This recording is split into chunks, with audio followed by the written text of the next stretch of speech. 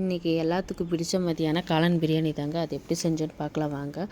அடுப்பில் குக்கர் வச்சுக்கலாங்க. குக்கர் வச்சு 50 ml எண்ணெய் ஊற்றிக்கலாங்க. எண்ணெய் ஊற்றி எண்ணெய் சூடாகட்டுங்க. பாருங்கள், ரோஸ் பூ, பட்டை ஒரு 4 துண்டு பட்டை, பிரியாணி இலை, மராட்டி மொக்கு, சோம்பு ஒரு ஸ்பூனு இதெல்லாம் சேர்த்திக்கலாங்க.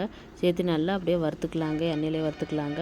அடுத்து 2 பெரிய வெங்காயம் கட் பண்ணி வச்சுருக்கேன். அந்த 2 பெரிய வெங்காயத்தை போட்டுக்கலாம். பெரிய வெங்காயம் போட்டு நல்லா வணக்கிக்கலாம். வணங்கிட்டு எண்ணெயிலே நல்லா வணங்கிட்டு, தாளிப்புக்கு பெரிய வெங்காயம் ரொம்ப நல்லாயிருக்கும் பிரியாணிக்கு. இதை போட்டு நல்லா வணக்கிக்கலாம். பாருங்கள், இந்த அளவுக்கு நம்ம வணங்கி வந்துருச்சு பாருங்கள். அடுத்து இஞ்சி பூண்டு பேஸ்ட் சேர்த்திக்கிறேங்க. 3 ஸ்பூனுக்கு இது கணக்குக்கு. நான் பெரிய கரண்டியில் தான் போடுறேன். 3 ஸ்பூனுங்க. 3 ஸ்பூனை போட்டு நல்லா கிளறிக்கலாங்க. வணங்கிட்டுங்க. இஞ்சி பூண்டு இப்படி எண்ணெயில் போட்டு வணக்கினா நல்லா டேஸ்ட்டாகவும் இருக்குது, நல்லா வாசமாகவும் இருக்குது. நல்லா வணக்கிக்கலாங்க. அடுப்பு கொஞ்சம் கம்மியாக வச்சு நல்லா வணக்கிக்கலாங்க. பாருங்கள், நல்லா வணங்கிடுச்சு பாருங்கள். அடுப்பு கம்மியாகவே வச்சு நல்லா வணக்கிக்கலாங்க. இந்த அளவுக்கு நல்லா வணங்கி வந்துருச்சு பாருங்கள். அடுத்து இது என்ன பண்ண போகிறேன்னு பார்த்தீங்கன்னா, அடுத்து ஒரு கைப்பிடி அளவு புதினா தாங்க சேர்த்திக்கிறேன். புதினா சேர்த்தி அதையும் வணக்கிக்கலாங்க. புதினா எண்ணெயில் இப்படி வணக்கும் போது நல்லா வாசமாக இருக்கும். நல்லா எண்ணெயில் நல்லா வணங்கி வந்துடுங்க. அடுத்து பார்த்திங்கன்னா, தக்காளி கட் பண்ணி போட்டுக்கிறேங்க. 3 அல்லது 4 தக்காளி கட் பண்ணி போட்டுக்கலாங்க.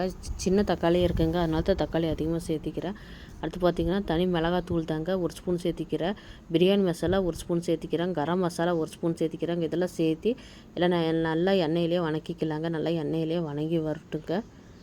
பாருங்கள், நல்லா வணக்கிக்கலாங்க. அடுத்து தேவையான அளவுக்கு உப்பு போட்டுக்கலாங்க. உப்பு போட்டு கலந்து விட்டுக்கலாங்க. தயிர் 2 ஸ்பூனாட்ட தயிர் சேர்த்திக்கிறேங்க. இந்த தயிர் சேர்த்து நல்லா கலந்து விட்டுக்கலாங்க. நல்லா புளிப்புக்கு நல்லா இருக்குங்க. புளிப்பு இருந்தால் இன்னும் டேஸ்ட் கொஞ்சம் நல்லா இருக்குங்க.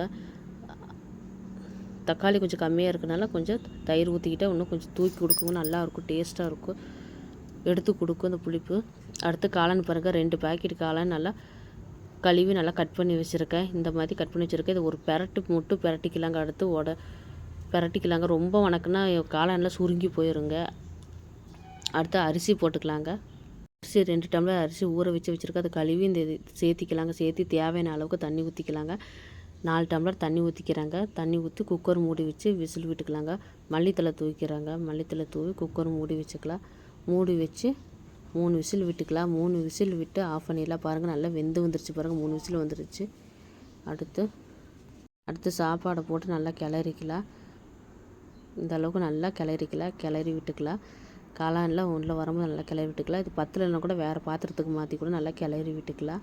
பாத்திரம் கொஞ்சம் சின்னதாக தான் இருக்குது, குக்கர் கிளற முடியல. வேறு பாத்திரத்துக்கு கூட போட்டு மாற்றி கிளறிக்கலாம்.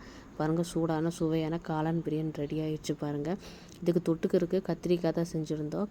கத்திரிக்காய் கிரேவி ரொம்ப டேஸ்ட்டாக இருந்தது. இது போட்டு சாப்பிட வேண்டியதாங்க.